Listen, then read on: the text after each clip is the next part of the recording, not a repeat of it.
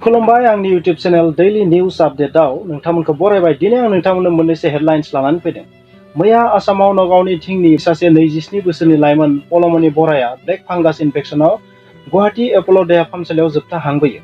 मिथिनाय बादिब्ला बिथाङा कभिड-19 पजिटिभ जादोंमोन, नाथाय कभिड-19 नेगेटिभ जानायनि उनावबो बिथांनि देहाया सानफा एफा गाज्रि जालांदोंमोन। गोबाव खालामाजासे बिथाङा 15 मेआव गुवाहाटी एप'ल' देहा फाहामसालियाव एडमिट जादोंमोन। बेवहायनो मिथिबायदि ब्लेक फांगासजों गाग्लोबजादों। दुखुनांथावदि डक्टरफ्रा बिथांखौ रैखा खालामनो हायाखैसै। बिथाङा मैया फुंनि 6 रिंगायाव हस्पिटालावनो जोबथा हां बोयो।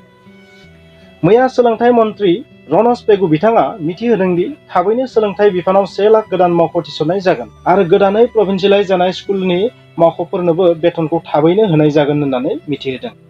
मैया साहा गुवाहाटीनि GNRC हस्पिटालाव सासे हमिय' डक्टरा कभिड-19 नि गाग्लोबनायाव गावनि जिउखौ खोमानांगौ जायो। बिथांनि मुङा राजेश्वर शर्मामोन। मैया बेलासिनि 5:55 रिंगायाव आसामाव रिक्टार स्केलाव 3.2 माननि मोनसे बांग्रि मावनानै थाङो। सुलुङाव मिथिनाय बादिब्ला जेबो खहा जानायनि खौरां मोननाय जायाखै आरो बेनि एपि सेन्टारखौबो दासिम मोजाङै मिथिनाय जायाखै। मैया गिबि मन्त्रि डक्टर हिमन्त बिश्व शर्मानि फिसाज्ला नन्दिल बिश्व शर्मा बिथाङा चिफ मिनिस्टार रिलिफ फान्डआव 2000 रां अनसुंथाइ होयो। टुइटारनि गेजेरजों बे बाथ्राखौ चिफ मिनिस्टार बिथाङा मिथिहोयो। मैया आसाम सरकारनि नैथि केबिनेट जथुम्मायाव माखासे बिथांखि लानाय जायो। माखासे बिथांखिफोरा जाबाय आसाम क्रिकेट एस'सिएशननि सेक्रेटारि देबजित लन सयकिया बिथांखौ आसामनि गोदान एडभकेट जेनेरेल सायख'नाय जायो। अक्सिजेननि आंखालखौ सुस्रांनो थाखाय सोरबाफोर जुदि अक्सिजेन प्लान्ट गायसनो, सोरखारा बिथांनो 100% फ्रि मोब्लिब जगान होनाय जागोन होननानै मिथिहोयो। बन्द जानानै थानाय अक्सिजेन प्लान्टफोरखौ फोथांफिननो 100% फ्रि मोब्लिब जगान होनाय जागोन होननानैबो मिथिहोयो। सोलिबाय थानाय अक्सिजेन प्लान्टनि थाखाय 20% फ्रि मोब्लिब जगान होनाय जागोन होननानैबो मिथिहोबावो। आरो गासै बेफोर बिथांखिफोरखौ 1 जानुवारि 2021 निफ्राय इफेक्ट जागोन होननानै मिथिहोदों। नाथाय फाइनान्सियेल इमप्लिकेशनखौ 1 एप्रिल 2021 निफ्राय हमनाय जागोन होननानै थांखि लादों।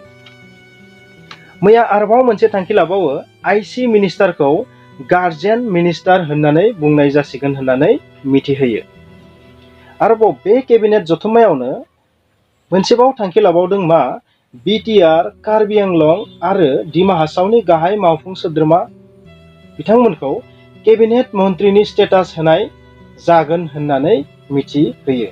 मैया दारकुसि बियाब बाथौ गौथुमनि गायसनगिरि आफादगिरि कामरुप जिल्ला दुलाराय बाथौ गौथुमनि बारग' नेहाथारि, आथिखालनि दुलाराय बाथौ गौथुमनि दौरि आफादनि फोसावगिरि आरो खात्तरबारि गोजौ फरायसालिनि आजिरा मोननाय फोरोंगिरि खगेन चन्द्र स्वर्गियारि बिथाङा केन्सार बेरामनि गाग्लोबनायाव फुंनि 11 रिंगायाव बे बुहुमखौ नागारनानै थाङो। मिथिनाय बादिब्ला बिथाङा दारकुसि हालामनि सासे समाज फोसाबगिरिमोन।